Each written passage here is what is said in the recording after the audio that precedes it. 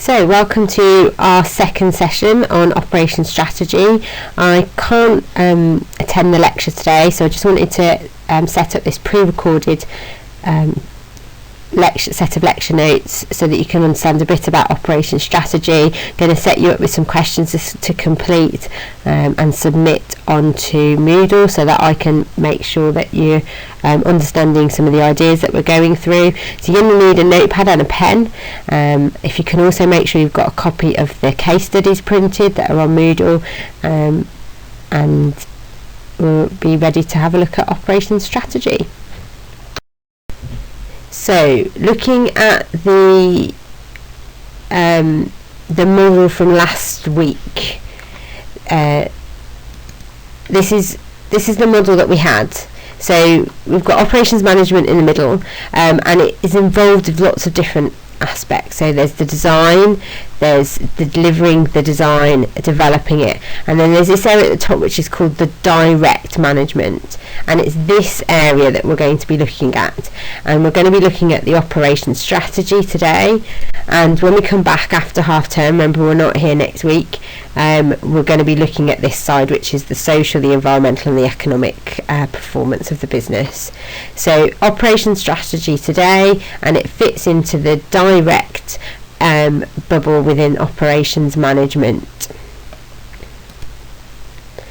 So this is chapter 3, operations strategy, and these are the questions that we need to answer. So we need to look at what strategy is, what do we mean by operations strategy. We're going to be looking at top down and bottom up views of operations strategy. We're going to be looking at things like market requirements, operation resources, and how you would go about putting a strategy together. How do you get a strategic overview of a company? So the first thing that I'd like you to have a go at is to look at the Ryanair case study and see if you can answer these questions. This is even before we start the topic. What do Ryanair have to be good at to compete in their markets? How do their operations help them to achieve this? So just you may already know a little bit about Ryanair, read through the case study, take 10 minutes, read through, make some notes. What do you think the answers to those questions are? And I'll let you read that through before I reflect on what the textbook answer is.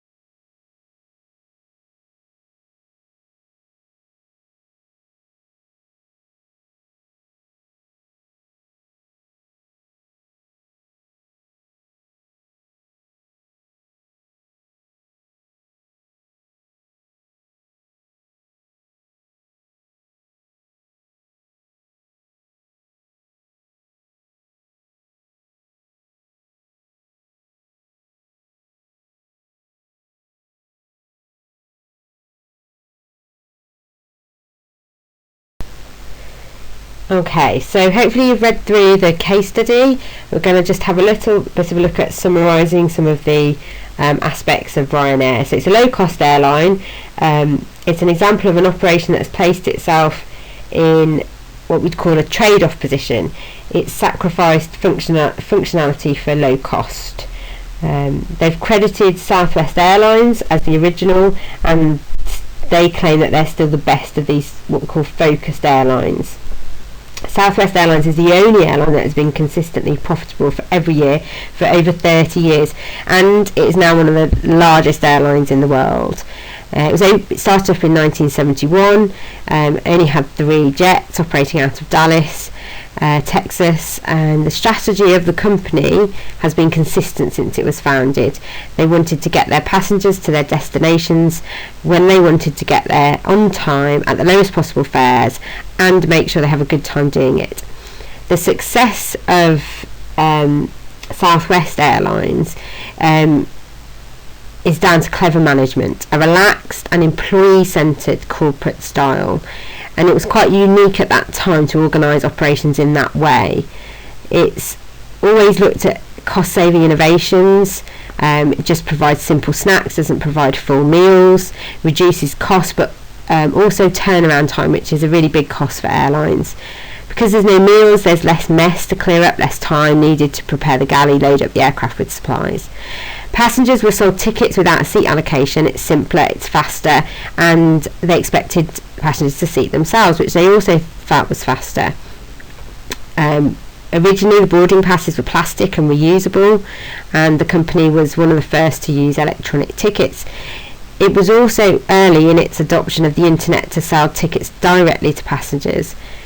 Although most airlines at the time used a range of different aircraft for different purposes, Southwest has consistently stuck with one model, the Boeing 737, ever since it started. This, just having one model of aircraft, reduces maintenance costs, reduces the number of spare parts needed, and makes it easier for pilots to fly any aircraft. Southwest's employee involvement practices are designed to empower employees to take responsibility for maintaining high efficiency and high quality of service, with profit sharing plans for almost all employees and innovative stock options plans for its pilots. The result has been what some claim to be the most productive workforce in the airline industry. So that was the inspiration for Ryanair. There's some really interesting points there. They looked really at how they can use their employees to maintain innovation and come up with new ideas, continue to save costs. If we look at Ryanair, what they've done is look at low prices. They want to be reliable, but they provide a very basic service. They felt that the market was there in the UK for that when they set up.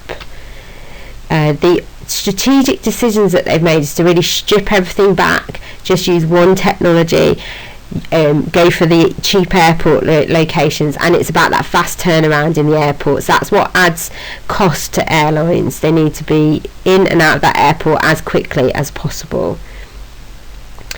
So hopefully that's given you some idea about strategic decisions that a company might take. It's largely about how a company feels, the ethos. Are they involving employees, or is it largely management led?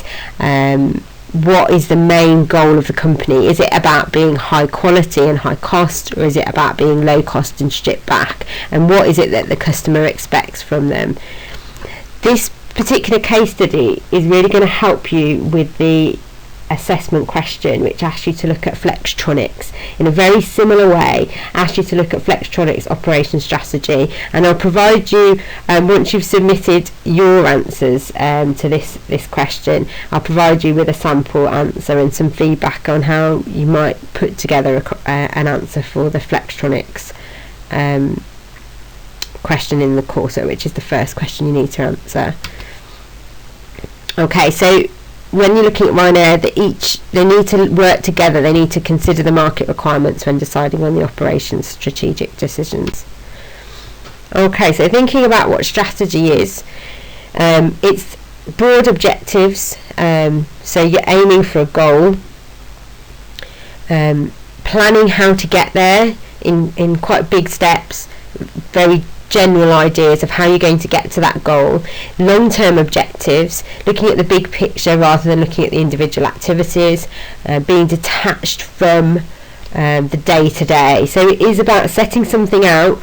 You need to set this out when you first start up a business, but then there's different points where you want to review it, maybe every 5 years, and consider where you're aiming for. There's some really big companies that as soon as you say the name, you have a feel for what they're trying to achieve.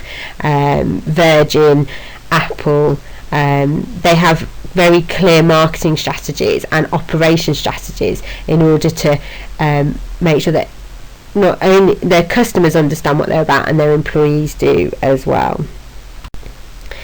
So if you're looking at strategic decisions, these are the ones which are widespread. They affect the organisation, they define the position of the organisation within the market relative to its environment, and they move the organisation closer to its long-term goals. It's very important that these strategic decisions are conveyed clearly to everybody within the organisation. One thing you might want to have a look at your own company, see if you can find their strategy.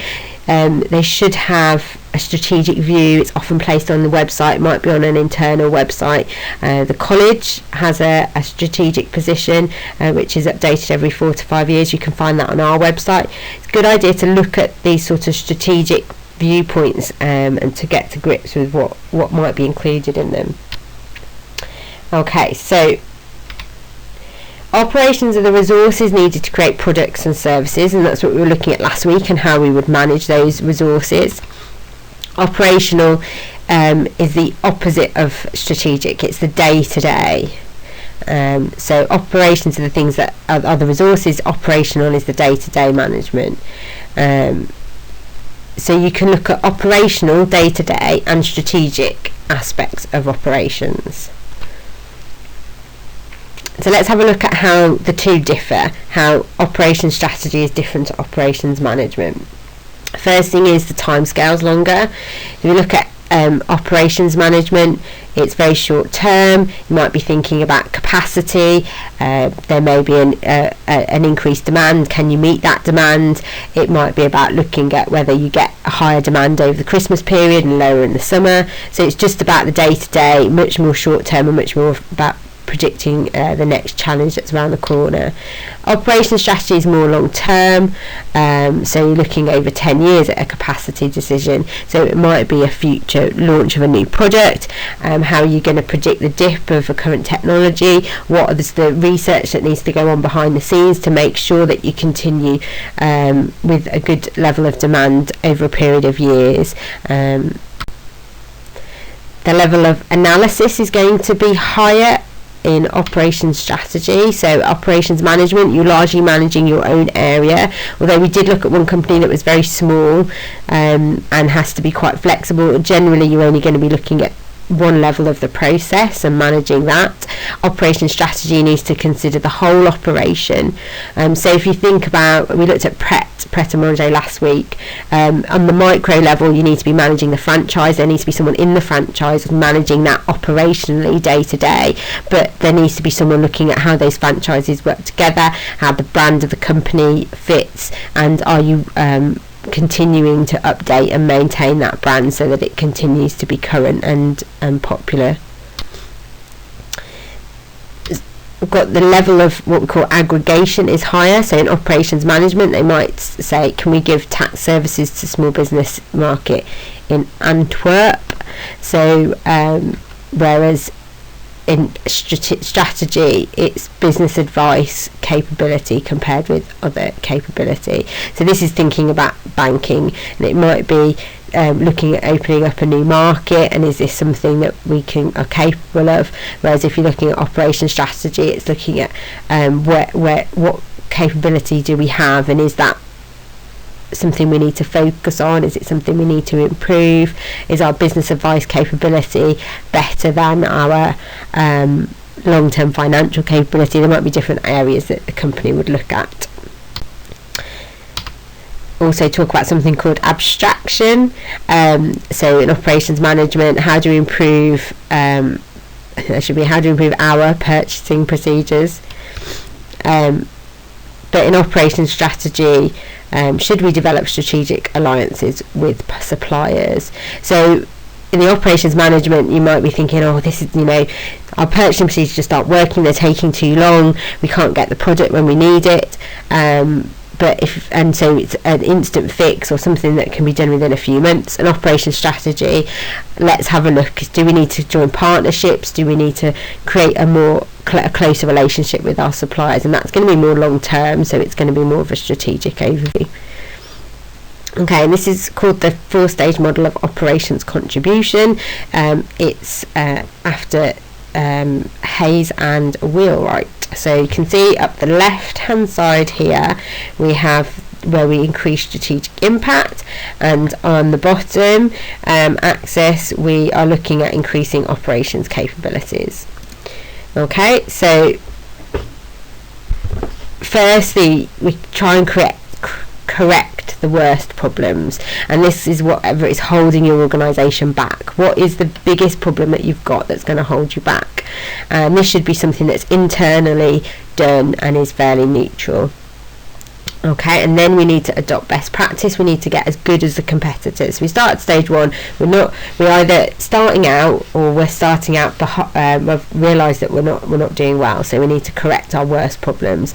We need to decide what we're going to do. We need to implement the strategy. It's still not affecting anyone externally, but it is affecting internally now. So this is decision making, what we're going to do. Then we need to adopt it internally. It's not necessarily going to affect our external impact. But we are adopting best practice, and this is where we start to implement strategy and try to get as good as any competitors in the market. Stage 3 is where we link our strategy with our operations, and this is where we need to bring everybody on board internally to understand the strategy and how it's going to impact on operations. And this is where we need to make sure that we're going to be the best in industry. That's the aim. It's what you're always going to be aiming for. And stage 4, you need an operations advantage, and this is where you need to be developing external operations capabilities as well, and redefining industry expectations. So doing something different, being a different type of company to your competitors and anyone else in the industry. And as you go up through the levels, you increase the contribution of operations to what you're doing. So very much at the beginning it's about ideas and what you're going to do and trying things out and planning, and then as you start to implement it, you need your operations managers on board to support the process. Okay, and then we look at the 4 perspectives on operations strategy. Firstly, we've got the top-down perspective. That's what the business wants operations to do. So it's deciding strategically where do you want to be, and what do the operations teams need to do. You've got the bottom-up perspective, and that's thinking about day-to-day, what day-to-day experience suggests operations should do. So day-to-day, what's happening, where are the problems, where are the backlogs, where are things getting stuck, where are things failing test. So that's that side of it. You need to be thinking about the market, what's the market position, and what do operations need to do in order to respond to that market requirements, and what are the operations resource perspective. So what operations resources can do. So what have you got, what resources are there, and what can they do to be able to respond day to day, to respond to the market, and also to respond to the operations, the business requirements for operations. So we have corporate and business strategy coming in from above. That's your top down that we talked about at the beginning. What's top down, what's bottom up. It's largely coming from corporate strategy. Bottom up is responding to things as they emerge. What's happening now? What's happening in operations? Can we carry on with this strategy? Do we need to change the plan? Is this working? And making sure that you're staying up to date with the market. Okay, so I would like you to have a look at the case titled Giordano, read the case study, and there's 2 questions here to answer. So firstly, in what way did Mr. Lay's experiences change the market position of his Giordano operation, and what are the advantages of sales staff talking to the customers?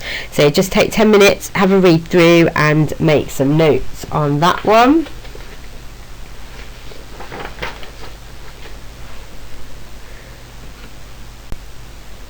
Okay, so before I move on to the next slide, just want to make sure that you've managed to pick up all the notes from the case study. So the first question said, in what way did Mr. Lay's experiences change the market position of his Giordano operation?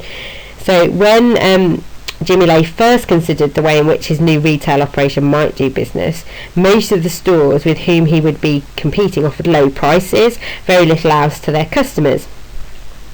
Presumably by focusing exclusively on low prices, these stores were assuming that any increase in service to customers would therefore mean higher costs and higher prices.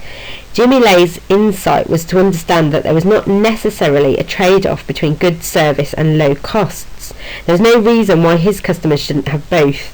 At the time, this would have been seen as being counterintuitive. His decision to raise wages between 30 and 40% would have seemed to indicate that he would need to increase his costs, increase the price of the products he's selling. Similarly, investing in training might have seemed to be just an added cost. In fact, better motivated staff who were trained appropriately is what made his stores attractive. The greatly increased volume of business more than covered the extra investment in staff costs. So although he paid more in training and paying wages, more people were coming into his stores, more people were buying clothes.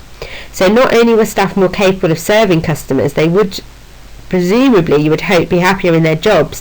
The atmosphere in the shops created by satisfied staff is something that customers notice. They certainly notice when staff are not happy. So he's really taken this on board and managed to keep low costs, but a much better level of service. And the second question there was, what are the advantages of sales staff talking to customers? So hopefully you've had a think about this. In terms of what we're expecting here, sales staff are in a better position than anybody else within the organisation to really understand what customers respond to. It's the sales staff who overhear the conversations between customers and notice customers' behaviour in the shops. You're going to have to spend more money organising focus groups for customers to find out what it is that they want in the store, when arguably more honest reactions can be observed by the sales staff. So that's some of the advantages talking to customers. You may have others.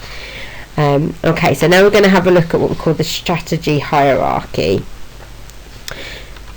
Okay, so we're looking at corporate strategy. So the strategic decisions that you'd need to make at corporate level. This is the really top level of the business. What's the business going to be? What do you want to do with the business?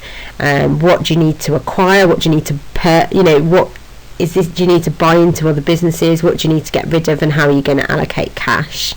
So some businesses may do lots of different things. It might be a business like McDonald's, got lots of franchises. Are you going to maintain that same number of franchises? Are they all successful? Are you going to get rid of some of them? Where's your cash flow going to be?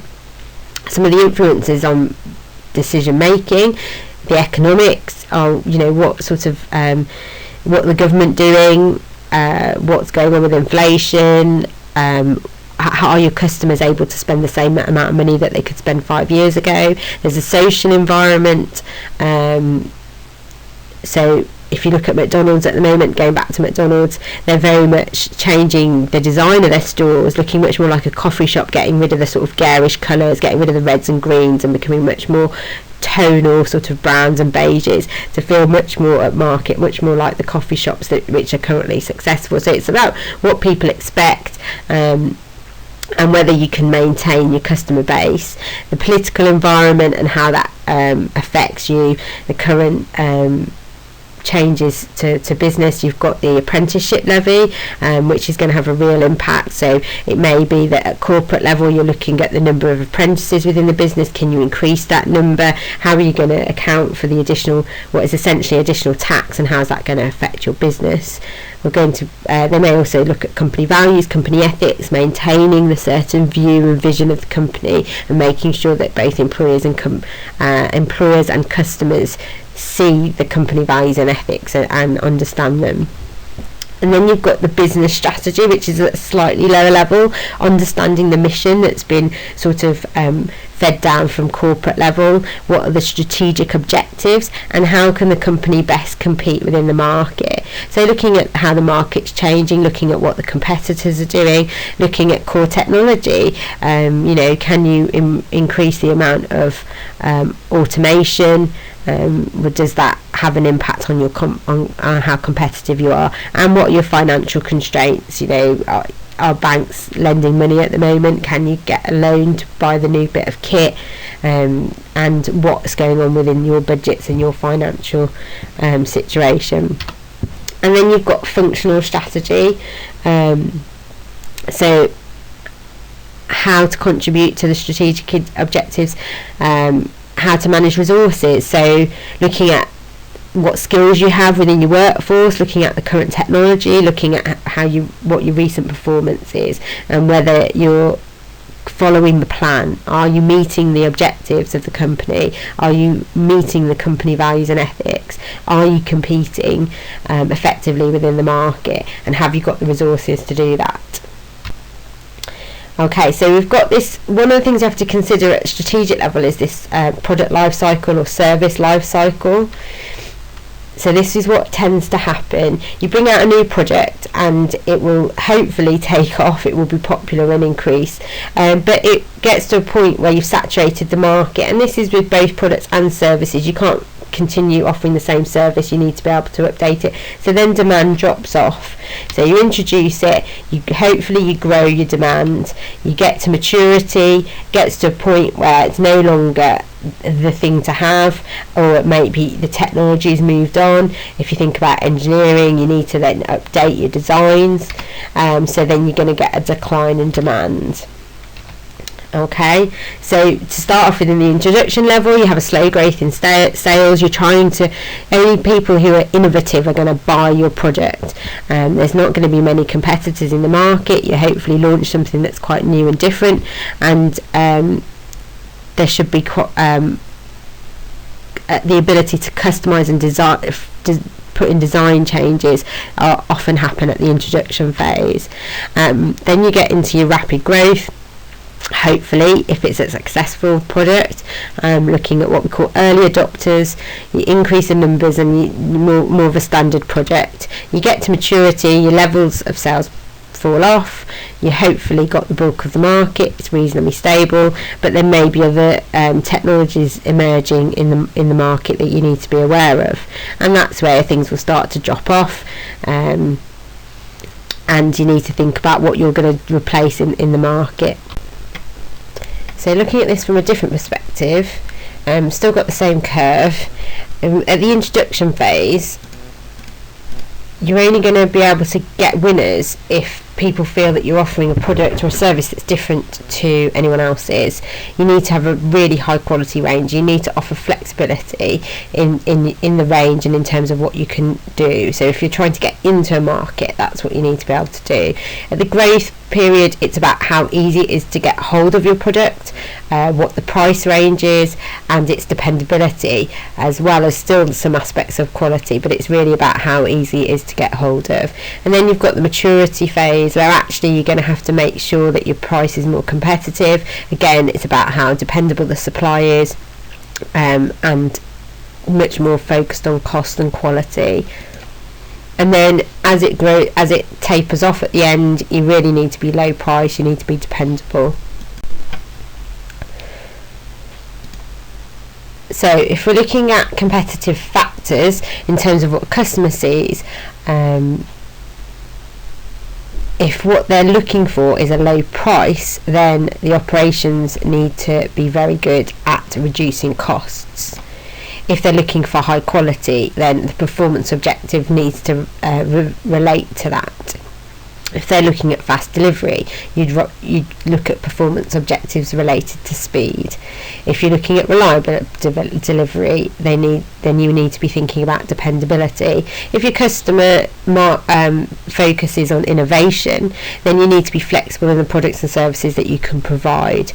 Might be that they can tailor what they need to meet their needs. And this is although this largely here focusing on the customer as an individual, this can be customers as businesses as well, and it may be that some companies need you to be innovative in terms of adapting your supply to meet their demands, adapting the products so that you've got a variation of products according to what they need at their point in the manufacturing process. It may be that customers expecting a wide range of products and services, in which case you need to have a mix of different products on the market, and it may be that the customer wants the ability to change the timing or quantity of products and services, and again that's flexibility in terms of volume and or delivery, and that is really important within manufacturing, depending on where you are in the supply chain and how much control you have on this. And the further down you are in the supply chain, the more flexible you need to be in terms of the volume and the quantity that you can deliver in order to respond quickly to what's going on further up the chain. Okay, so we're going to look at a few different aspects here in terms of how they affect the competitive element of the business. So order winning factors is really important. So depending on where you are in that life cycle, working out what that order winning factor is that we've just had a look at will determine how competitive you are in the market. So we looked at when you're coming into the market, you need to be very innovative and coming in with something that's different and not already out there. So the more you can show or demonstrate that you've got an order winning factor to your product, depending where it is in the life cycle, the better performance of the company in terms of its competitive benefit.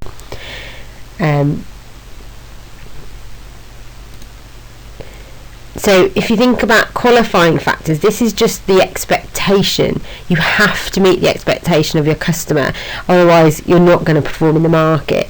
So these qualifying factors are that the product turns up and when you expect it, and it has the reliability that you would expect. You have to meet those qualifying factors. You have to meet the expectations of the customer, otherwise you're not going to be competitive. So you have to do that, otherwise you won't get the orders, you won't get repeat business, but and without it you won't be competitive. And then there might be other factors that strategically you've counted in and you've decided are important to the business, but they're not going to have as big an effect. So the really important thing is identifying what those qualifying factors are. What is it that's going to make your product sell? That's going to make a customer pick you as an important part of their supply chain if you're working in manufacturing? What makes you different? What makes you innovative? What makes you stand out from the crowd? And that's what gets you started, and that's what gives you the competitive element. Okay, so I've given you a case study about Amazon. If you'd just like to have a read through and consider why this example says something about the idea of core competence. So thinking about core competence. So again, just take 10 minutes, have a read through and make some notes, and then I'll feedback on what I was expecting you to sort of pull out from the case study.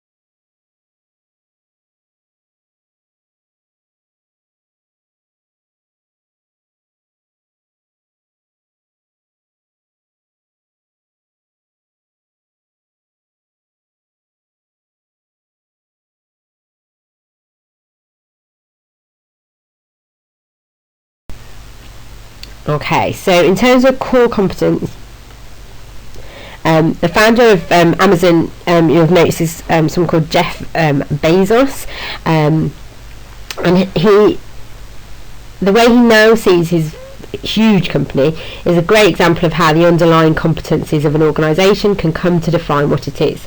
Admittedly, one of the major drivers of Amazon seeing itself as a technology provider has been the seasonality of its demand. Had Amazon not had to cope with this, it might never have been prompted to develop its other services. Nevertheless, it now does see itself as having acquired unique and difficult to replicate competencies that can be leveraged in other markets. Furthermore, these competencies have been developed within its operations function. Only by investing in and developing its information technology, fulfillment processes and skills over a long period of time could it have done that. Now it can take those competencies into other markets.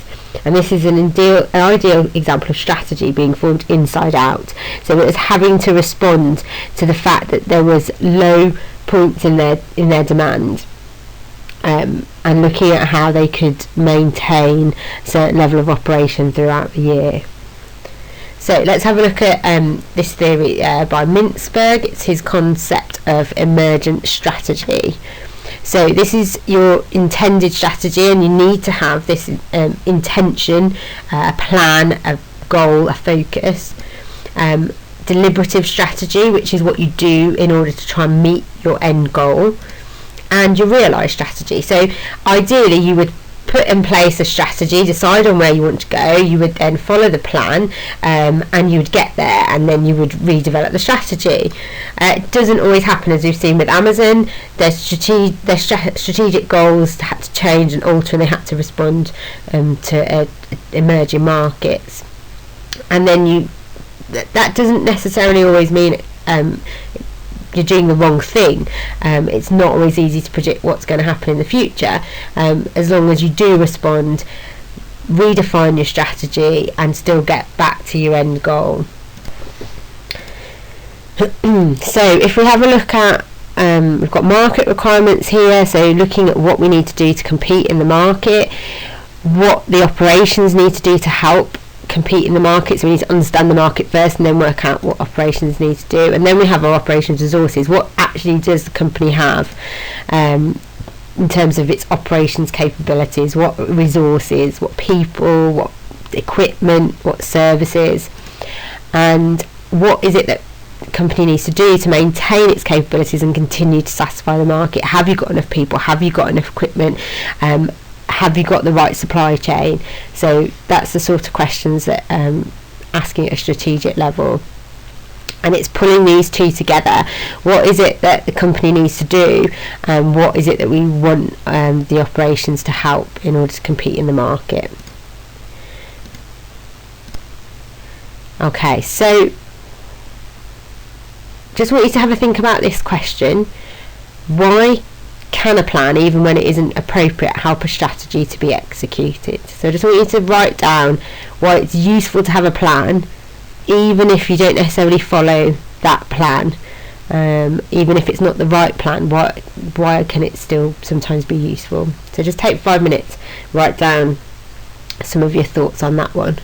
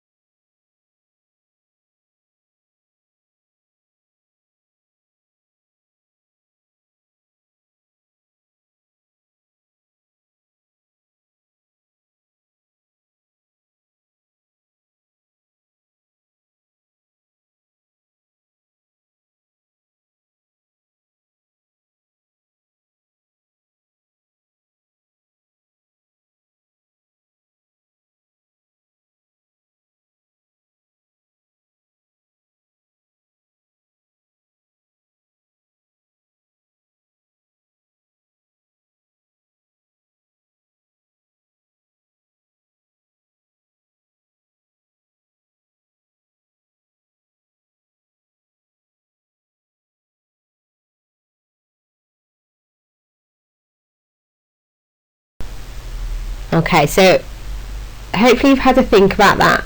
I'd like to read the last case study and see if it picked up on the points that you've raised from that question about the plan. So just take a few minutes and read through the case study, and hopefully it pulls up the points that you've already considered.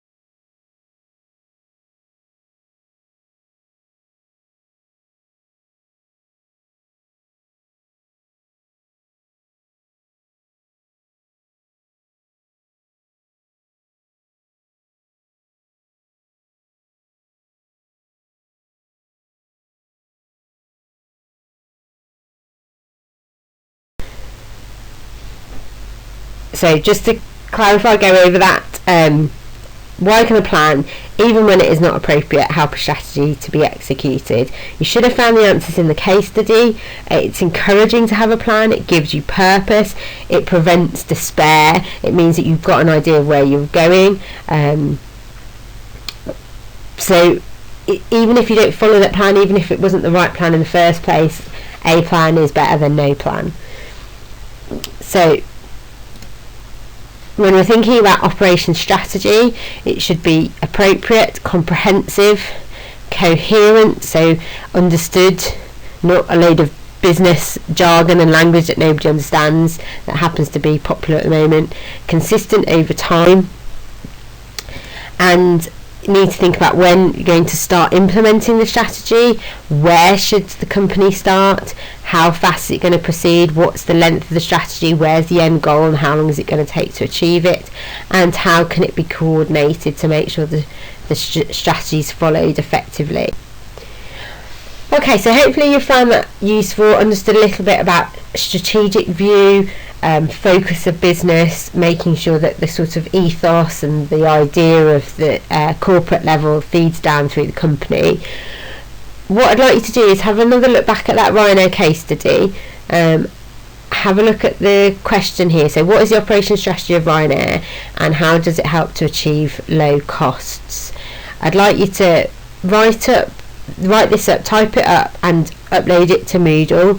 This is what we're going to call our formative assessment. This is the bit where I can try and help you form the right amount of detail, and I'll give you some feedback so that you're ready to have a go at question 1 before I see you next on the 23rd of February.